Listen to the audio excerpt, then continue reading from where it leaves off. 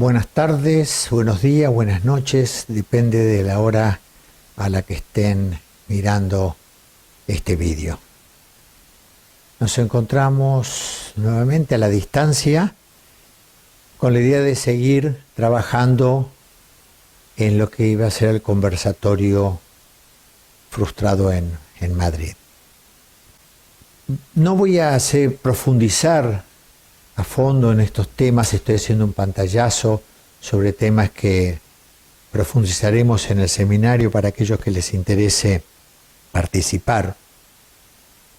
Pero voy tocando temas que son trascendentes y explican mucho de lo que nos pasa en la sala de mediación, las dificultades que tenemos, cómo gestionarlos, y da fundamento a muchas cosas que hemos aprendido. Y si sabemos por qué es lo que está detrás de esas técnicas que utilizamos, podremos ser más creativos en el uso con ellas. Habíamos dicho que veníamos a un mundo en el cual nos nombraban, en el cual nuestros padres tenían depositados ilusiones, proyectos, que a su vez ellos vienen de unas familias que tienen sus valores, sus secretos, sus ritos, sus cosas que le caracterizan, y que todo eso converge en este infante que nace y que por lo tanto comienza repitiendo sus primeras palabras, va repitiendo lo que va escuchando en ese contexto. Poco a poco descubre que hay un no, que puede decir que no a algo que mamá o papá le piden, pero ese proceso de ir incorporando ese lenguaje está altamente condicionado por el contexto familiar en el que se encuentra, en el cual le ha tocado nacer. Este proceso va evolucionando hasta que llega un momento de una eclosión, que es la adolescencia, en donde se critica absolutamente todo eso que decíamos como propio, éramos hablados por los valores familiares, por todo esto que he explicado, y nos rebelamos contra todo eso y empezamos a ser hablados por el grupo de pertenencia, es decir, nos identificamos con un grupo con el cual hay un discurso que lo incorporamos como discurso propio, que tampoco se discute, es un discurso que se incorpora, se habla desde ahí, y va ocurriendo que en un determinado momento dejamos esa rebeldía, dejamos esa adolescencia. Hay muchos que continúan por muchos años en ese estado, pero terminada esta adolescencia, empezamos a hacernos cargo, a escuchar lo que decimos, a tener criterios de lo justo, de lo injusto, de lo correcto e incorrecto, criterios que ya son propios a partir de esta experiencia que hemos vivido, y empezamos a dejar de ser hablados o por la familia o por el grupo para hablar, para que el hablar sea nuestro hablar. Esto no es fácil, esto es un proceso que implica salir del lugar del confort, implica hacerse responsable de lo que uno dice, e implica estar en una dinámica de cambio. Hay quienes en este proceso vuelven al discurso familiar, vuelven a esas frases que tanto hemos escuchado. Bueno, al fin y al cabo, A mí me criaron así y tal mal no he salido, ¿eh? No soy un asesino, no. Tal mal no he salido. Estos fueron los criterios, como decía mi madre, como decía mi padre, en mi familia se hacía así. Todo esto significa que vuelven a ser hablados por ese discurso, que ellos eligen volver ese discurso, consciente o inconscientemente, y darlo por bueno, sin un cuestionamiento. Se adaptan a ese discurso y son hablados por ese discurso.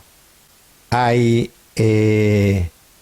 otros que sin volver a ese discurso, adoptan un discurso en el cual cuentan las cosas, narran las cosas como si ellos no tuvieran nada que ver.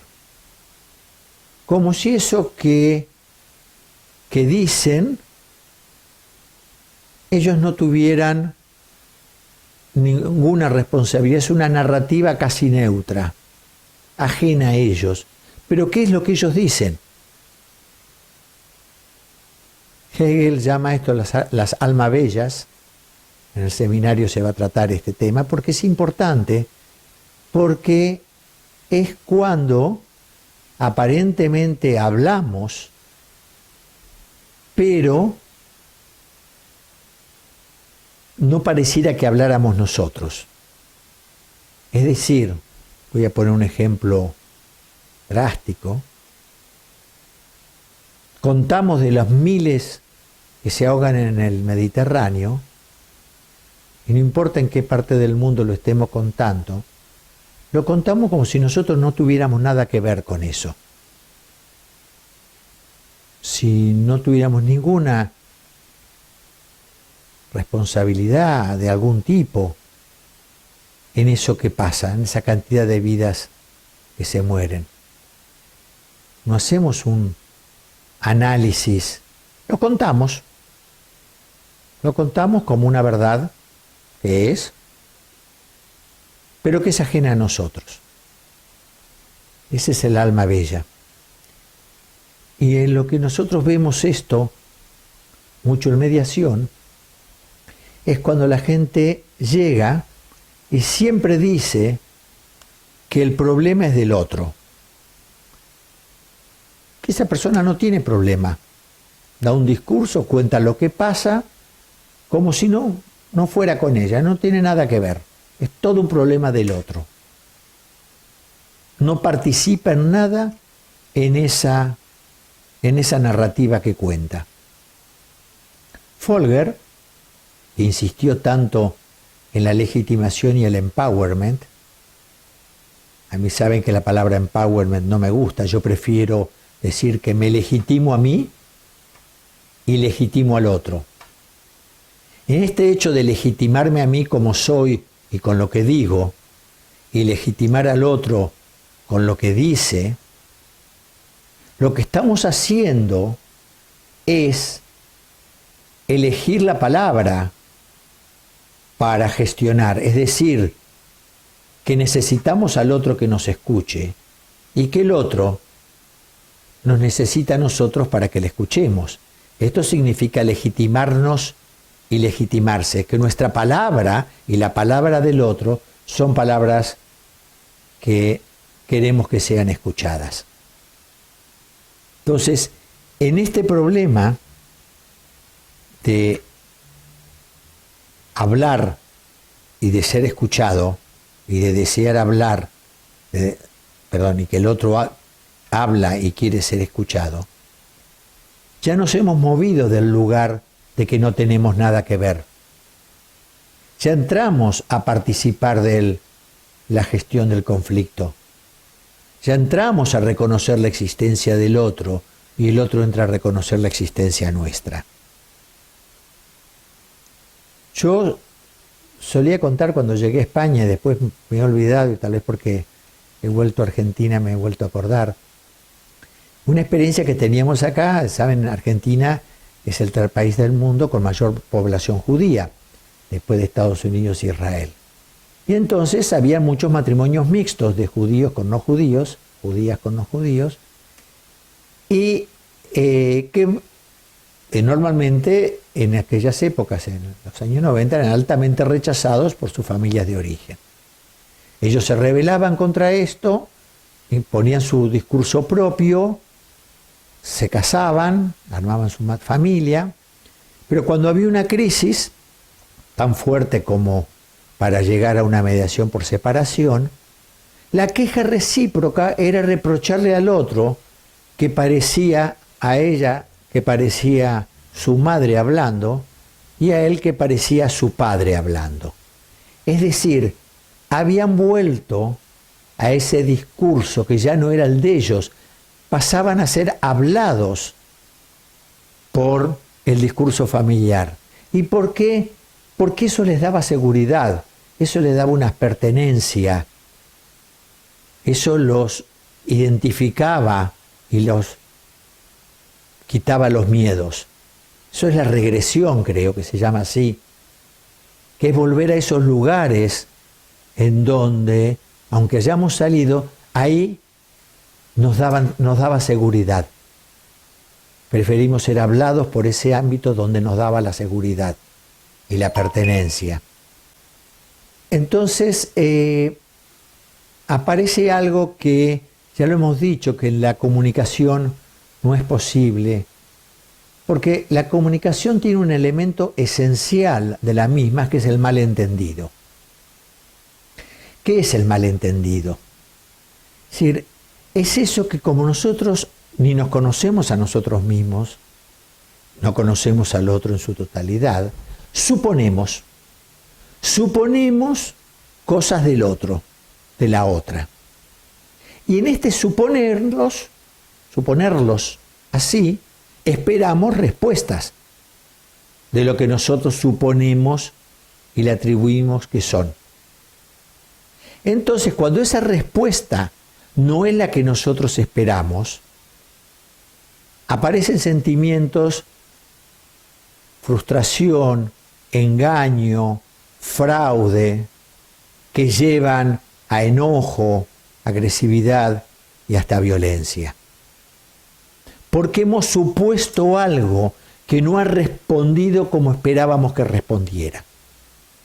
Entonces, la comunicación son todos malos entendidos, porque son cosas que se dicen suponiendo quién es el otro, a partir de supuestos. Entonces, una función importantísima nuestra en la mediación es hacer explícito lo que está implícito. Pero como nosotros también suponemos, y no podemos dejar de suponer, hablábamos de hacer hipótesis, esto es más profundo, porque la hipótesis es a partir de que suponemos cosas. La única manera que tenemos de no entrar en la trampa de la suposición es hacer preguntas. Es hacer preguntas que permitan hacer explícito lo implícito. Y es aquí donde el rotafolio, la pizarra de papel, tiene tanta importancia, que nosotros la vimos intuitivamente, pero cuando escribimos en la pizarra de papel, en el rotafolio, cuando escribimos lo que ellos dicen y obligamos a que se lean, se escuchen, se vean, lo que estamos haciendo es hacer explícito lo implícito, es quitar supuestos. Claro que esto puede traer problemas, claro que esto puede traer enojos. Entonces muchas escuelas lo evitan porque lo que procuran es las conductas cooperativas, buenas, nada que pueda ahondar la diferencia. En cambio, yo, si se acuerdan, yo dividía el rotafolio como tantas personas había, para que casualmente se individualizaran, no se homogenizaran, se individualizaran, quedaron claro cuáles eran los explícitos de los implícitos que cada uno tenía. Y esto, que parecía engorroso en un principio, era lo que terminaba facilitando y acelerando el proceso al final, porque lo que se había logrado era el reconocimiento de la existencia del otro y la participación mía en el conflicto. Y a partir de allí, entonces, se podía elegir. Se podía elegir quedarse, seguir, hacer o no hacer con lo que había aparecido. Entonces, es importantísimo darnos cuenta que la gente no es que sea caprichosa, cabrona, que no quiere cooperar. No, todo esto tiene que ver que el lenguaje, que la palabra, siempre deja cosas sin decir.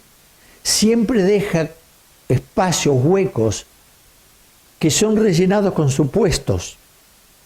Y estos supuestos hacen que se produzcan los malos entendidos. Y entonces, esto es muy estructural. Y entonces, esto tenemos que tener mucha aceptación de que somos todos así, para poder, a través de las preguntas, transformar esta mediación, que es una sugestión de gente que se comunica, de gente que se entiende, de gente que es neutral, de gente que quiere cooperar, a una gestión que tiene que ver con lo que realmente somos, cómo funcionamos, qué pasa con la palabra y qué pasa con los supuestos y qué pasa con los malos entendidos. ¿Está? Entonces, todo esto, ¿a qué nos obliga a nosotros, personas mediadoras?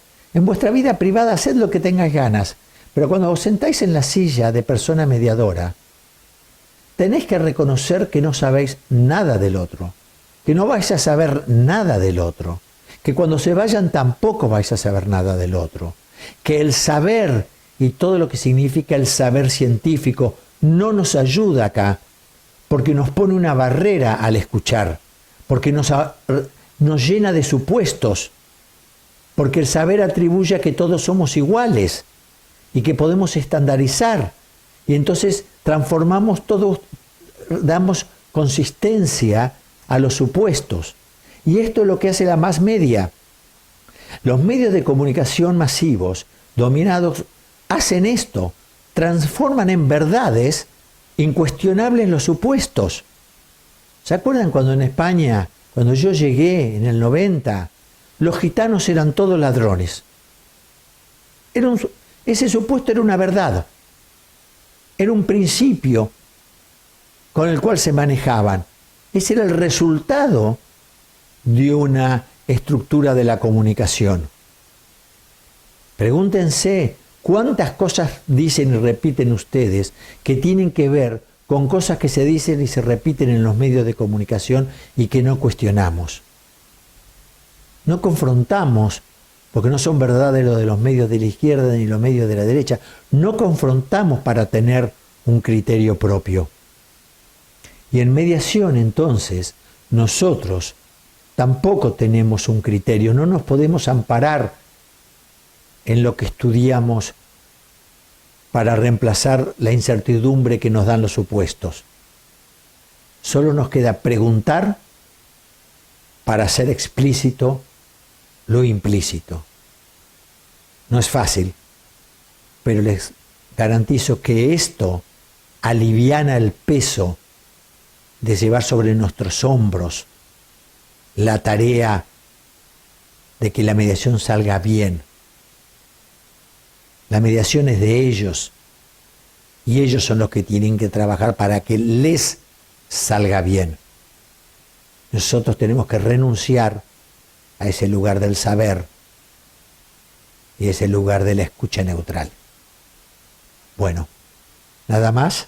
Seguimos en el próximo, donde vamos a ir dejando ya un poco el tema del ser humano hablante y de la palabra, que lo vamos a mantener como un sustrato de lo que vamos a estar diciendo, y vamos a empezar a hablar de la política con mayúscula y su paralelo con la mediación y el derecho, y qué lugar ocupa el derecho en todo esto, para finalmente en el último vídeo entrar de lleno en la mediación como medio de